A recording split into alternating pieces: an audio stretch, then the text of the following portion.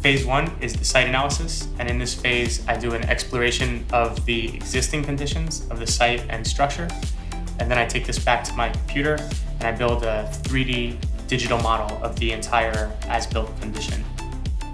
Phase two is schematic design.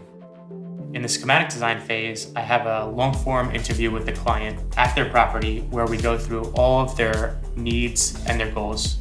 From that information, I can then spin off and present my best ideas for the project. And it's very important that the client is super honest with the architect at this stage to say, hey, I really like this and I don't like this. And then we can adjust the direction and move into phase three. Phase three is the design development phase. And in phase three, we're gonna go through a series of revisions of the design. What's unique about 1070 architecture is in the design development phase, we're working in 3 dimensions on the digital model. So we're able to use the digital model we built from phase one and now create all the new design and layer the new design over that as-built model. The construction drawing phase is where we incorporate the structural engineer. I work with Patterson Engineering, who's one of the best structural engineers in the city of San Diego. And Patterson Engineering can begin their structural work, while I can begin the architectural work.